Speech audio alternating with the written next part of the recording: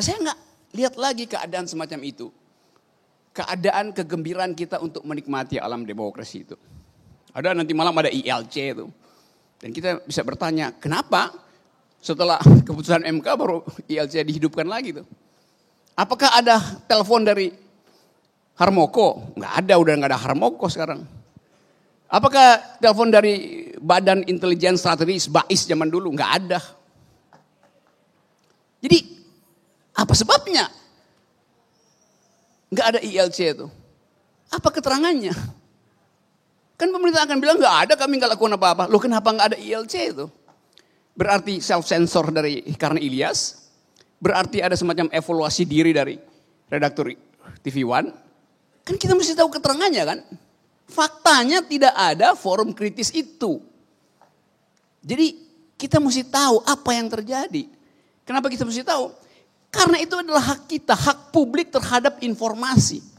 Dan frekuensi TV itu adalah milik kita.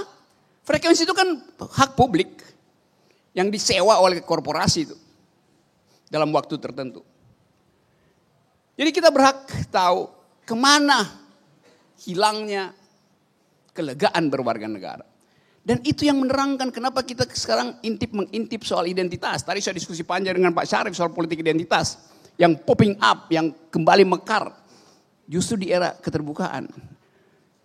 Orang curiga terhadap sesama warga negara bukan atas dasar evaluasi sosial, tapi atas dasar evaluasi rasisme, daerahisme, macam-macam isme, parokialisme.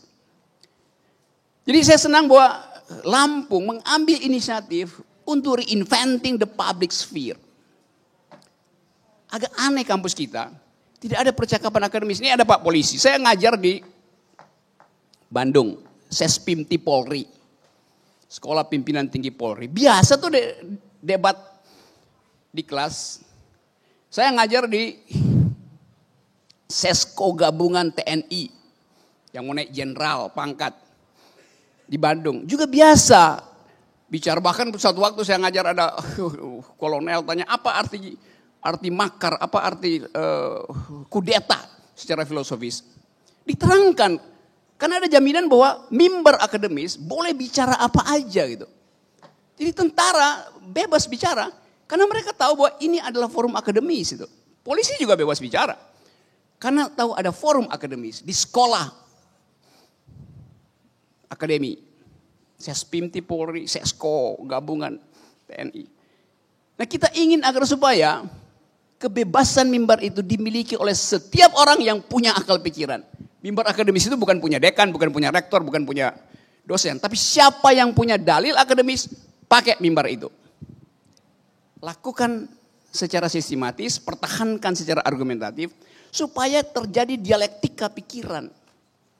Jadi itu yang namanya fungsi kampus, yaitu mengembalikan akal sehat. Jadi nanti kita akan diskusi lagi, tapi saya memulai dengan satu keputusan bahwa Indonesia hanya bisa tumbuh bila pemimpin-pemimpin kampus mengaktifkan kembali akal sehat. Anda nggak bisa minta pemimpin partai politik untuk aktif akal sehat, karena mereka lagi transaksi ke jabatan hari-hari ini. Oleh karena itu sekali lagi saya ingin tekankan bahwa menerbitkan akal sehat adalah pekerjaan bukan tiap hari, detik per detik.